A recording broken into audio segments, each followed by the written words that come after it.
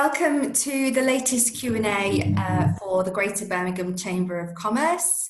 My name is Stefanie Bowes and I'm the International Business Manager here at the Greater Birmingham Chambers of Commerce, and I'm delighted to be joined by Dr. Michaela Kendall, who is CEO of Adelan, also Chair of the Low Carbon and Environmental Technologies Steering Group at the LEP, and also sits on our Commonwealth Chamber Committee here at the Greater Birmingham Chambers of Commerce.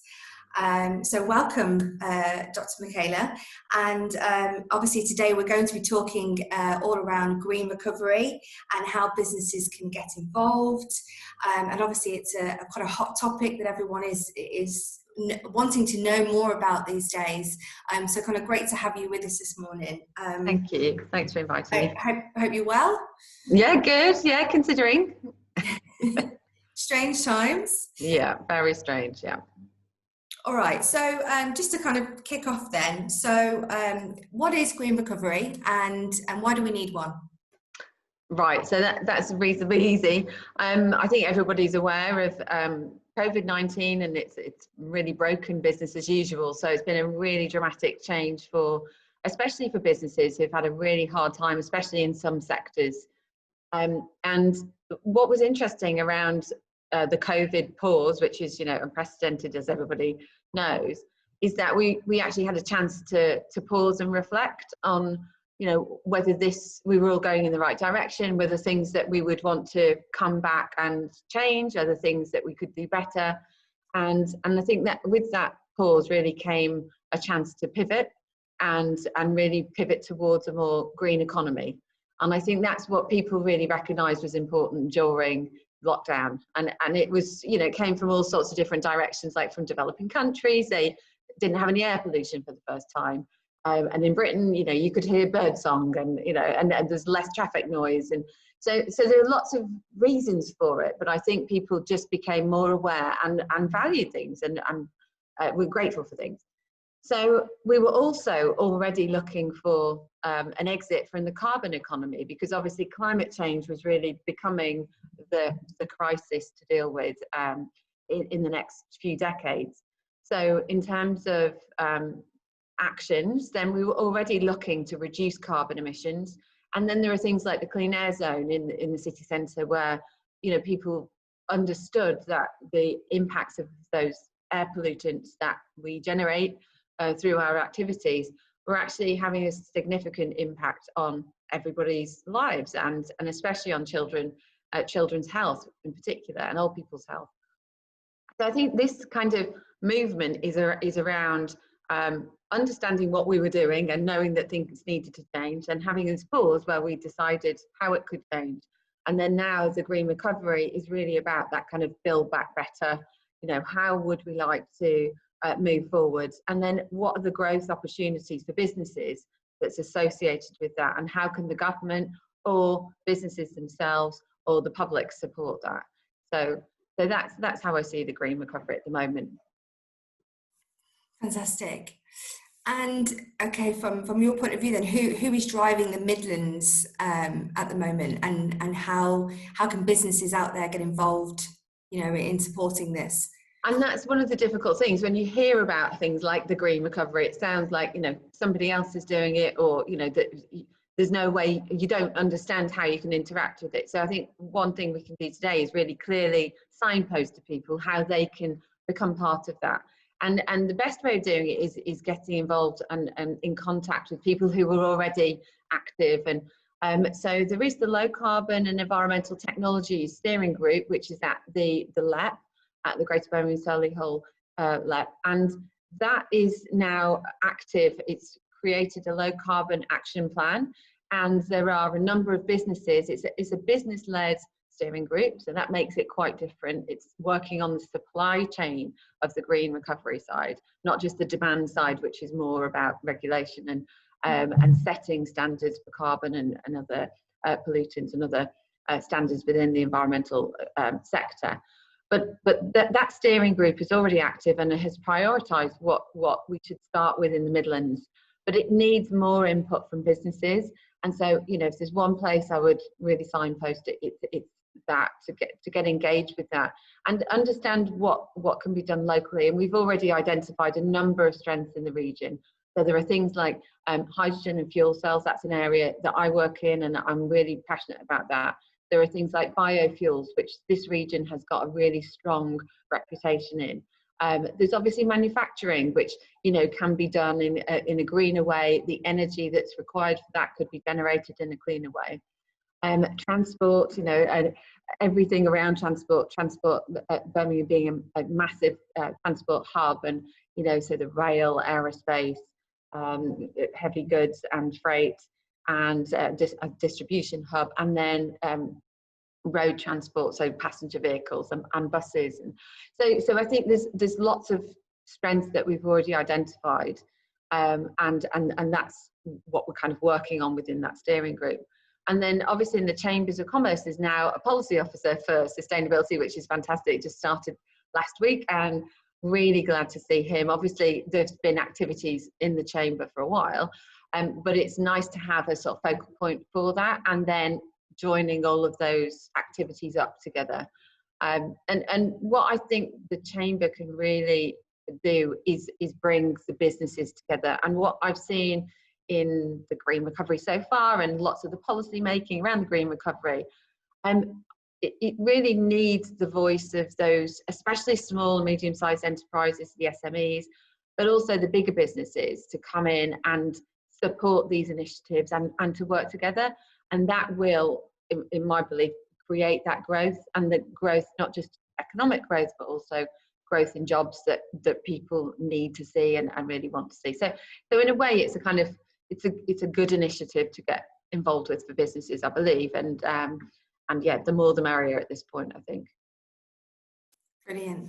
Yeah, I think there's going to be quite a lot of change as we head into this into the new year, with everyone, you know, wanting to a piece of this pie and really kind of get involved and showing the support, you know, amongst the team of businesses. Okay, so in terms of you know, the role that the Midlands can play in kind of decarbonisation, and, you know, this road that we're on to net zero carbon. You know, how do you see that for the Midlands? Well, the Midlands has always been so important in, you know, energy generation. You know, historically we've been the source of lots of innovations in energy generation, and also manufacturing. And when we look at road transport, for example, then road transport is a big contributor towards carbon in this country. And in the region, it's roughly around 1/3 of the carbon is coming from road transport. So immediately, if we're manufacturing things that go onto cars, or the cars themselves, or vehicles, other vehicles like trucks and buses, then immediately, and then we're also using those things for businesses, then immediately we can identify savings that we can make there. And one of the important things I think that I've come to understand is that in the green recovery, it's not enough really just to identify what needs to change. It's also important to identify how it will change, and actually provide people with the tools and the solutions for that change. And I think that's one of the things with the innovative landscape in the Midlands, that we can really contribute, not just solving local problems like air pollution, like decarbonisation, but then exporting those solutions to the rest of the world.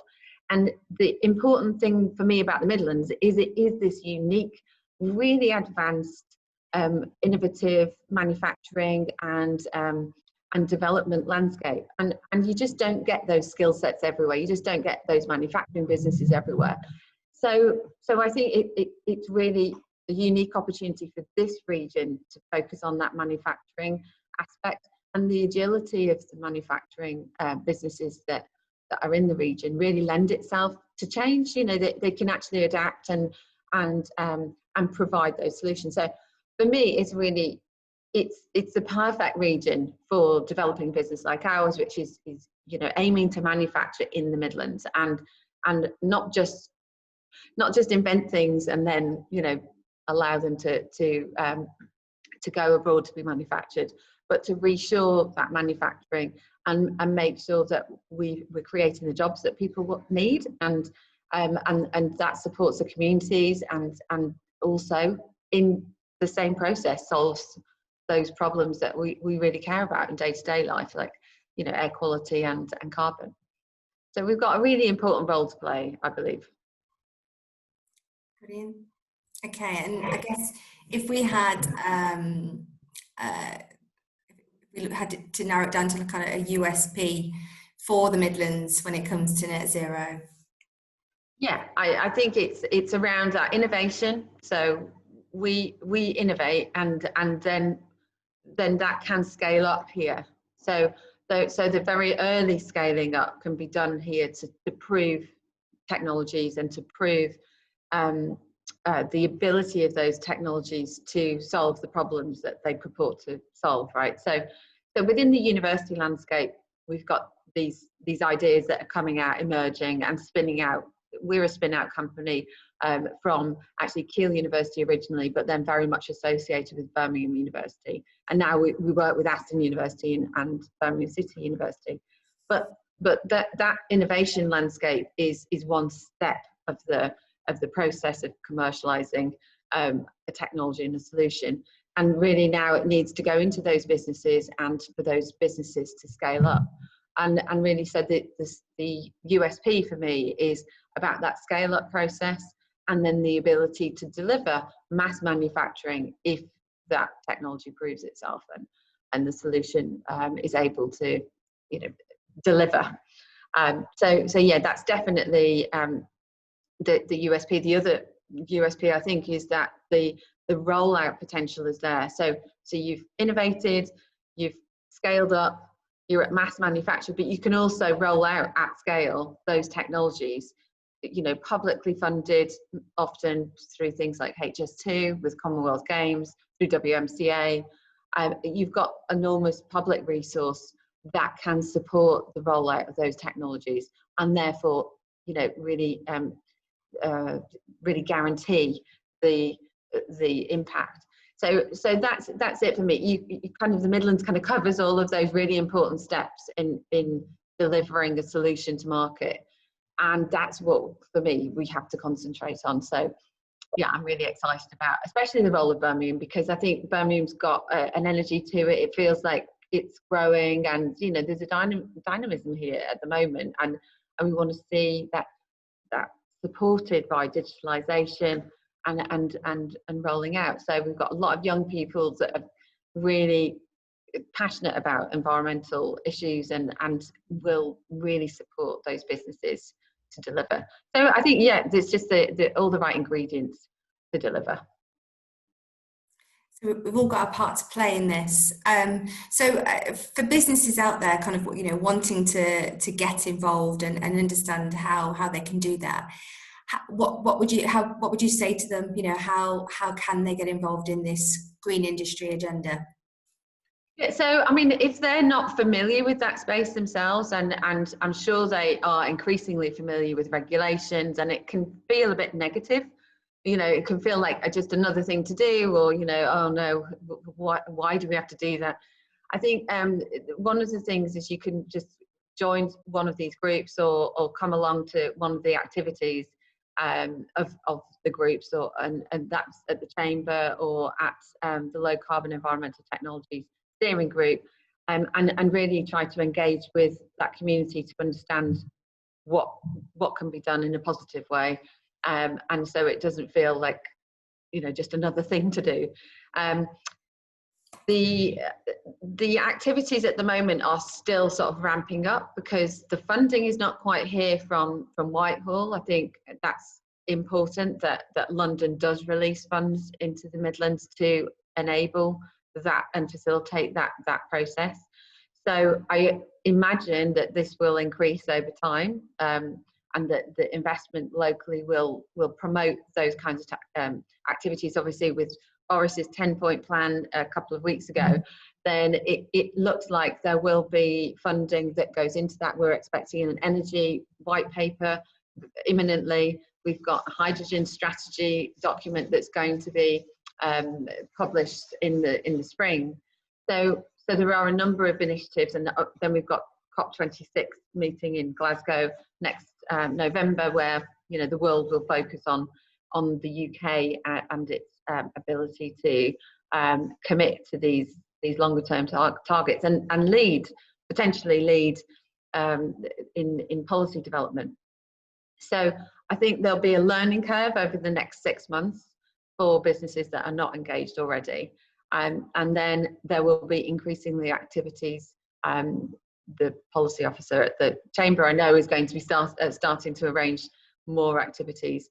And so to really focus on the green growth aspect of the green recovery. So not just the weight of regulation that the regulations that people must meet, but really the opportunities that's there in terms of growth.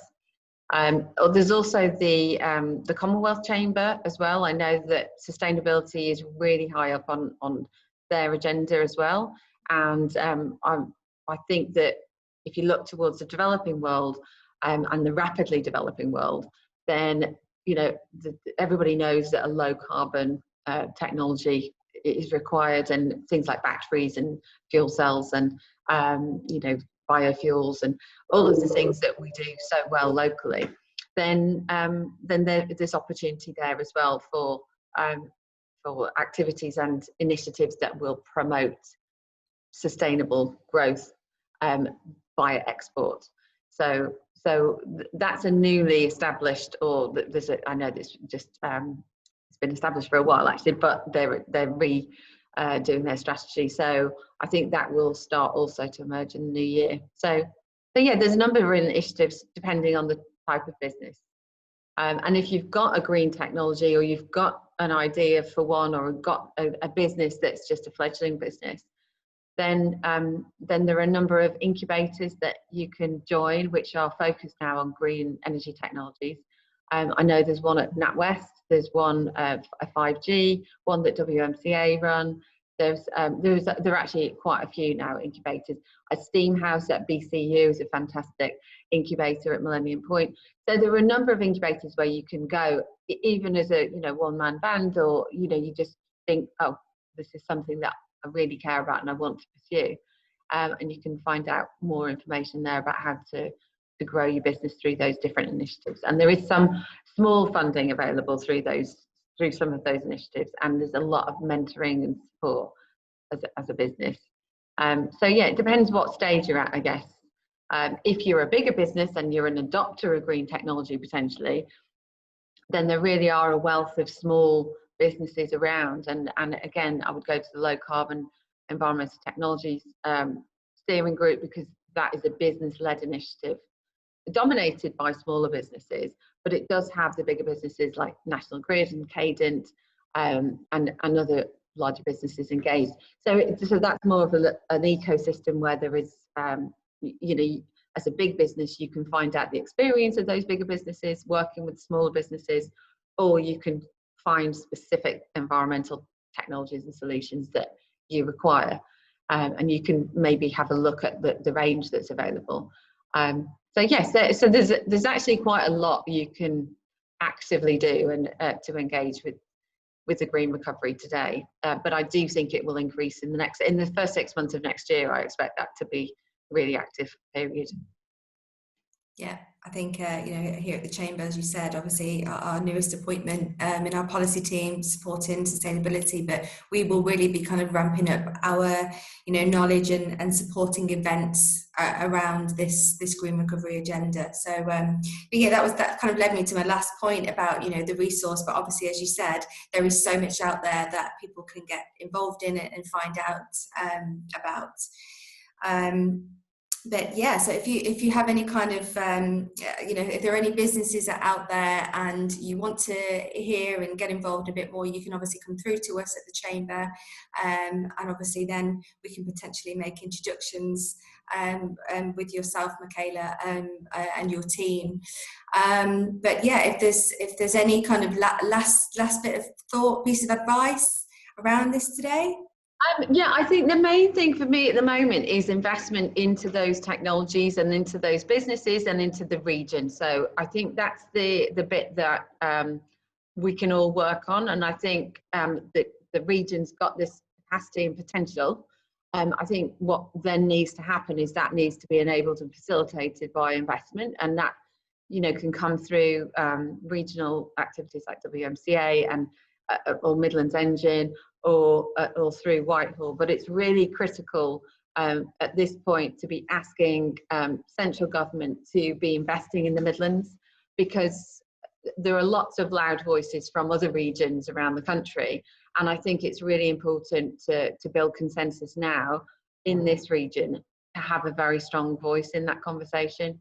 So one of the things I would say is try to support those initiatives that are appealing to central government for funding, and also looking for private investment. I think that that commercial money is looking for a home right now, and it's pulling out of traditionally carbon intensive businesses, and it has to find a home, and so that means that there is availability of investment for good projects. So if you're building a good environmental project, do make that visible, go through these networks, and there are some smaller investment networks locally that can support, or there are the national and international investment networks, and I think over time we really anticipate that regional investment will increase as well. So it would be interesting to see people working together on that and creating the backdrop for these activities to happen. So I know there's a lot of people working on that at the moment, and that could be the West Midlands Growth Company, it could be the LEP, it could be the Midlands Engine, and like I said, Business and Energy and Industrial Strategy Department of Government. They really need to hear from the Midlands at the moment, because there is money there. It's just it can, we can be forgotten, I think, quite easily. So yeah, it's an important point. We continue to shout. Yes, exactly. It's worth it. It's worth being visible and vocal on that one, for sure. Brilliant. Well, thank you very much for today. It's been great, and thank you for everyone who's watching.